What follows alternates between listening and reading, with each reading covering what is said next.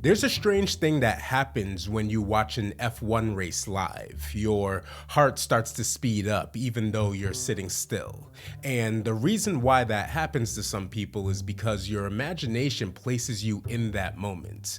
Effectively, your brain begins to aid you in not just watching the speed, but feeling the speed as well. It's called embodied cognition, the idea that your body reacts to what it sees as if it's happening to you. And this is the exact psychological challenge that Apple's F1 movie is built on. If the movie doesn't feel real, fans won't believe it. And if they don't believe it, they may not care. So for people who saw it in theaters, you know the exact scale of the experience. It was right in your face, the sense of speed, the loss of control, the looming danger.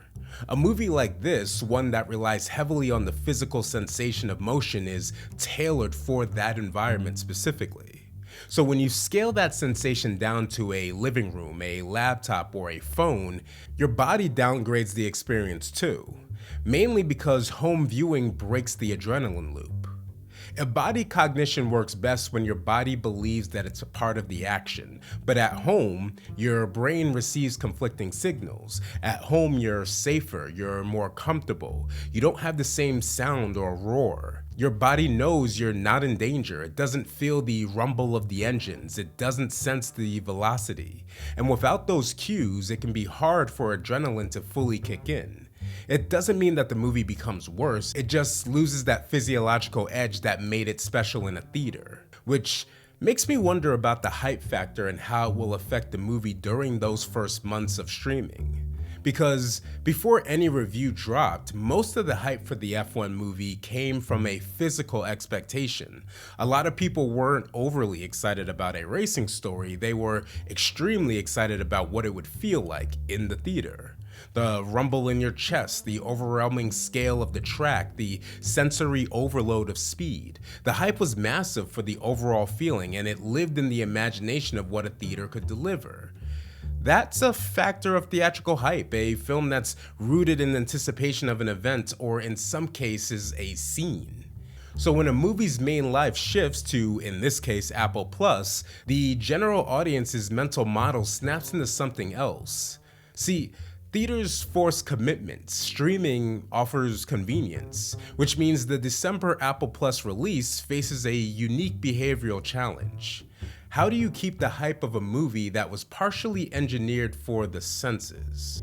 Because it highly depended on the audience physically sensing the motion, and theaters amplify that sensation pretty easily. Homes, they usually mute it, and cell phones don't even bother.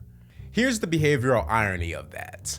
Online, the conversation might shift from "this is the most realistic racing ever filmed" to "it didn't feel as intense as I expected." Again, not because the film changed, but because the context changed. Behavioral scientists call this situational framing. Our perception of an experience changes based on the environment we consume it in. Theaters will frame the movie as an event, but home viewing will frame it as content. Events activate emotion, content activates analysis, and once analysis replaces sensation, the magic quiets down a little bit.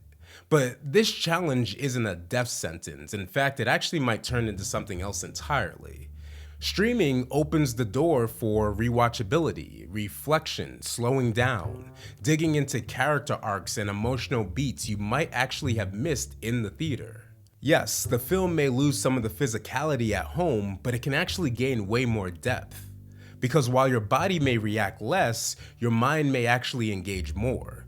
So yes, when the F1 movie hits Apple Plus, it might not feel as overwhelming, as thunderous, as immersive as it did on the big screen, but that's actually okay. The adrenaline of the theaters and the intimacy of home serve different purposes.